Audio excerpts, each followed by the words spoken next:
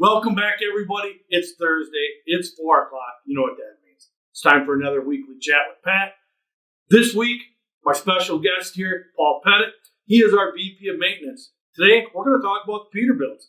So, Paul, everybody wants to know, when are they coming in? We should, the first one's going to be coming down the line this week.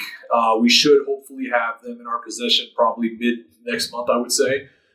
We got some things we're up against. Obviously, there's a bit of a storm in Texas, which may delay the build a little bit. And then we also have to get them PDI'd down in Denton, Texas. And then from there, we're always at the kind of the mercy of the transporters. I've worked with these transporters in my past a few times, so I would say middle of next month to be probably a little bit. If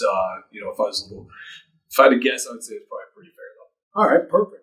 Now, I know a lot of drivers want to also know is what motors these trucks are going to have in and what the horsepower is set at. Absolutely. So these are going to have Cummins X15s, 450 horsepower, 1,650 foot-pounds of torque. So I think it'll be a good change for us. We've had the two OEMs here for a long time. This will give us something, a new flavor, so to speak, for drivers to look at, for us to test and evaluate.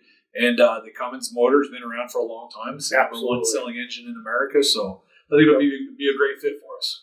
Another thing drivers have asked too is, are we getting away from these two 75-gallon fuel tanks? Yes. Yeah, that's an important thing that we've heard the feedback, heard the concerns of the drivers. These will have two 100-gallon fuel tanks. So an extra 50 gallons, but for an owner-operator, at least contract. I mean, that's a huge savings because if you can buy it up here where it's cheaper, and you get that much farther down the road, it's going to save you time, or you can keep the wheels turning. That's kind of what we're looking for And sure. then, of course, the other question we do have is, are they all going to be automatics? They will be. Yes. Okay, now explain. Let's talk a little bit about that because everyone wants to know, why are we going with the automatics?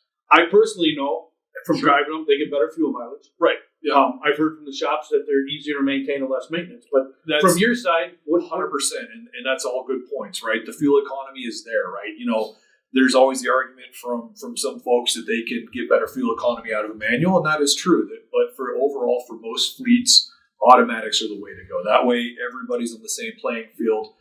Maintenance is a huge thing, right? You don't have the clutch replacements. You don't have a lot of the other clutch adjustments and all the other issues that come with manual clutches. All of that will be out the window with the automated clutch or transmissions. So that's really the biggest thing from the maintenance standpoint is the lack of routine maintenance that you have to do on these things. Yeah, to me, I mean, I've seen the pictures of these new Pete's coming, and they're going to be a great addition to our network here. And it is something different. We've always predominantly it's been Freightliner or Kenworth, right? Now bringing in something a little bit different, I think it's a good move. Absolutely, and the other thing on the automatic transmissions is that.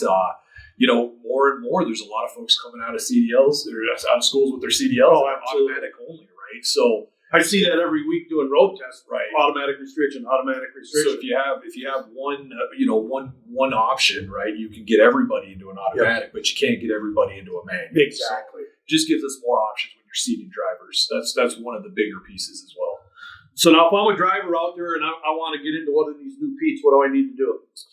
That's something. I call you direct and say, "Hey, I want a Pete." You could. I'm not the person that can help you directly, but I could help facilitate them who to do. So I think you want to, as a contractor, it's the LLR, right? Your LLR. Yep, and the LLRs have been reaching out to a lot of folks, and then from there we'll work through the fleet side and figure out how we're gonna disperse those and then move forward. Right. Absolutely. Sounds good. Well, folks out there, you're going to want to stay tuned because as we have more updates, we'll be bringing Paul back, to get more updates on that. If you want to learn more about getting into a Pete, contact your LLR. That's your lease retention representative through Highway Sales. But stay tuned.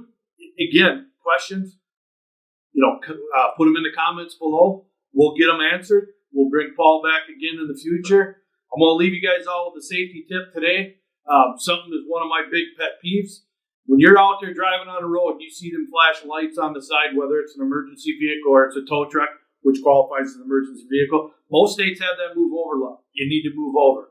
We've had some close calls here recently that were captured on dash cam videos of drivers not moving over. With the weather events down south right now, I think it really hits home. You got to move over, people. Give them people room. my son's in law enforcement, and nothing irritates him more. He will go out of his way to track down a trucker and write him a ticket if they don't move over. So move over, give them room, let them do the job out there. They're trying to keep that highway clean so you can keep moving as well.